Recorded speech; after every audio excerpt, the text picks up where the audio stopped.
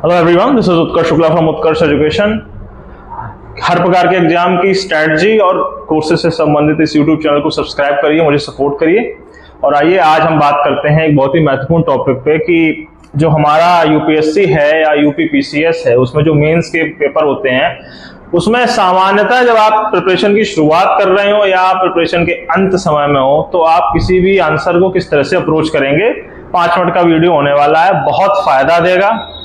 Okay, तो please ध्यान से सुनना। कोई डाउट हो कमेंट बॉक्स में पूछ लेना या टेलीग्राम पर डिस्कशन कर लेना। टेलीग्राम चैनल का नाम भी उत्कर्ष एजुकेशन और उत्कर्ष एजुकेशन यूपीएससी यूपी पीसीएस है, ठीक है। देखो, अगर मैं तुम्हें इसके कॉन्सेप्ट ऐसे ऐसे बताने फिरूं टाइम बर्बाद करने के लिए जैसे बाकी टीचर करते हैं, तो वो मैं नहीं करने वाला हूं। मैं तुम्हें एक क्वेश्चन उठाऊंगा, उसका आंसर नहीं लिखूंगा, लेकिन उसको अप्रोच कैसे करना है वो जरूर समझाऊंगा, वरना तुम लोग आंसर में घुसने लगोगे। अप्रोच समझना, और अगर कुछ समझ में आए, कुछ फायदा हो, तो भाई लाइक सब्सक्राइब कर देना। एक क्वेश्चन उठाओ,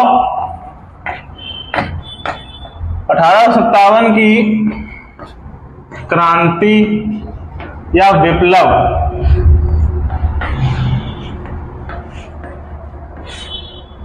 अंग्रेजी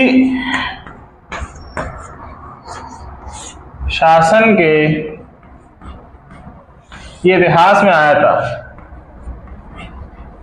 पिछले 100 वर्षों के सभी आंदोलनों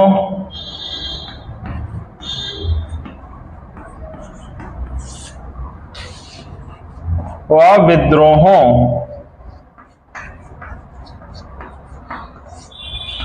2000 या तो 21 में आया या 20 में आया इतिहास में, विद्रोहों का चरम था, अंत था, जो भी था, इस तरह से क्वेश्चन था।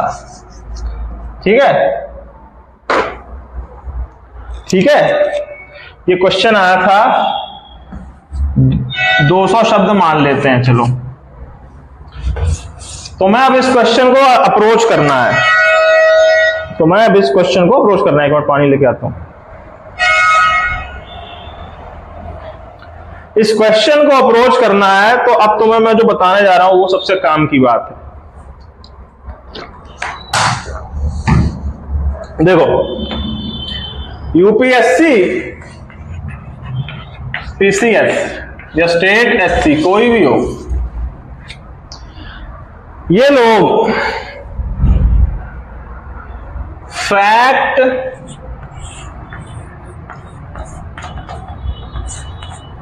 लॉजिक और आंसर, इस हायरार्की में विश्वास करते हैं। अगर आपको अपना आंसर लिखना है, तो 2 प्रकार के क्वेश्चन आएंगे। पहला, जिसमें आपकी लाइन दी होगी, आपको उसको एक्सप्लेन करना होगा, और दूसरा, आपको अपनी लाइन्स लिखनी पड़ेंगी। जैसे 1857 की क्रांति के कारण भारत में होने वाले प्रमुख सुधारों का वर्णन करिए। 1857 की क्रांति हुई, उसके बाद भारत में जो प्रमुख सुधार हुए हो उनका वर्णन करो। 1857 की क्रांति के कारण जो सुधार हुए हो उनका वर्णन करो।